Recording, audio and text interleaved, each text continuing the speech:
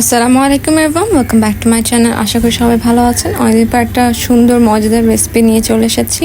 আজকে ডোনাট বানিয়ে দেখাবো, খুবই সহজভাবে এবং কম ইনগ্রিডিয়েন্টস দিয়ে বানিয়ে দেখাচ্ছি, একদম দোকানের স্টাইলে। কিন্তু তাহলে শুরু করা যাক। প্রথমে আমি দুধের মধ্যে ইস্ট দিয়ে নিয়েছি, এখানে 2 চামচ পরিমাণ ইস্ট দিয়েছি। আর দুধটা কিন্তু কুসুম গরম হতে হবে। এখন একটা ডিম ভেঙে দিচ্ছি। ডিম দেওয়ার আগে কিন্তু ইস্ট আর দুধটাকে 5 মিনিটের জন্য রাখতে হবে। ডিম দেওয়ার পরে দিয়ে দিলাম চিনি আমি 5 টেবিল চামচ পরিমাণ দিয়েছি। আপনারা কিন্তু কম বেশি করে নিতে পারেন, কিন্তু এই পরিমাণটা দিলে একদম পারফেক্ট লাগে। ডোনাট কিন্তু বেশি মিষ্টিও খেতে ভালো লাগে না, আবার কম মিষ্টি খেতেও ভালো লাগে না। এবার ভালোভাবে মিক্স করে নিতে হবে। মিক্স করার পর একটু একটু করে আটা অ্যাড করে দেবো, আর দিয়ে দেবো 1 চামচ পরিমাণ তেল। এরপর ভালোভাবে মিক্স করার পরে এরকম যখন একটা মিক্সচার হয়ে আসবে, তখন এটাকে আমরা ঢেকে রাখবো। 1 ঘন্টার মতন ঢেকে রাখার পরেই কিন্তু দেখবেন যে অনেক বেশি ফুলে গিয়েছে, একেবারে এটা ডাবলেরও বেশি হয়ে গিয়েছে। ভালোভাবে কিন্তু মিক্স করতে হবে যাতে একদম সফট হয়ে যায় ফার্স্টের দিকেই। আর দুধ দিতে থাকবেন একটু একটু করে। ক্লিপসগুলো আর কি ডিলেট হয়ে গিয়েছে, এই জন্য দিতে পারলাম না। কিন্তু এভাবে করলে, আমি যেভাবে বললাম সেভাবে করলে একদম পারফেক্ট হবে। তো দেখতে পাচ্ছেন এরকম ছিঁড়ে ছিঁড়ে যাচ্ছে। এরকম মিক্সচারটা যখন হবে তারপর আমরা ঢেকে দিয়ে দেব।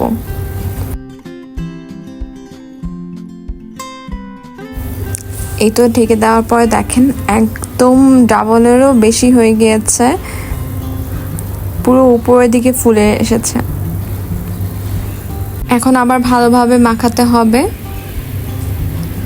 মাখিয়ে নেওয়ার পরে শেপ দেবো আমরা। শেপ দিয়ে কিন্তু আবার বলগুলোকে রেখে দিতে হবে।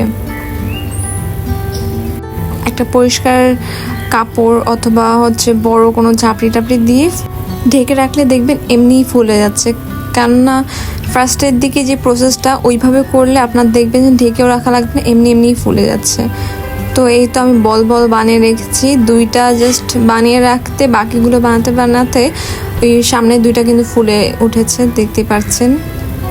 তো এবার অনেকগুলো তেলের মধ্যে ভাজার পালা। এবার আমি এরকম বলগুলোর ভিতরে আঙ্গুল দিয়ে কিন্তু ফুটা করে নেব,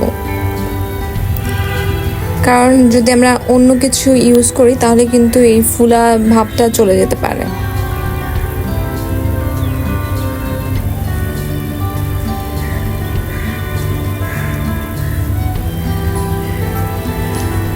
চুলার তাপ কিন্তু একদম মিডিয়াম আঁচে রাখতে হবে যাতে ভিতরে কাঁচা না থাকে। অনেক ধৈর্য নিয়ে এগুলো কিন্তু ফ্রাই করতে হবে। একটার বেশি দেওয়ার চেষ্টা করবেন না। যদি আপনারা মনে করেন যে আরও বেশি তেল দেন তাহলে দিতে পারেন 2টা, কিন্তু একটা দিয়ে ভাজলে ভালো হয়। দেখতে পাচ্ছেন ডোনাট কিন্তু একদম ফুলে কি অবস্থা। এটা আমার প্রথম ডোনাটটা হয়ে গিয়েছে, এরকম ব্রাউন কালারই হবে।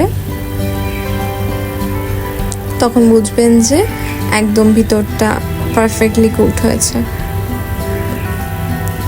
দেখতে পাচ্ছেন কি সফট হয়েছে। এরকম করে বাকিগুলো আমি বানিয়ে নিচ্ছি।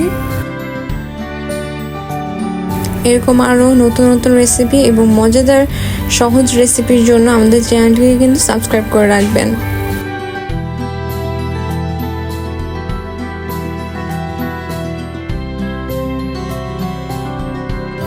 প্রত্যেকটা ডোনাটই কিন্তু খুবই মজাদার এবং খুবই সুন্দর হয়েছে, কোনোটার ভিতরেই কাঁচা ছিল না।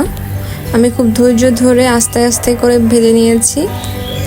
আর চুলার তাপ বাড়িয়ে দিলে কিন্তু পুড়ে যেতে পারে আর ভিতরে কাঁচাও থাকতে পারে, তাই কিন্তু আপনাদেরকে খুব ধৈর্য ধরে ভাজতে হবে।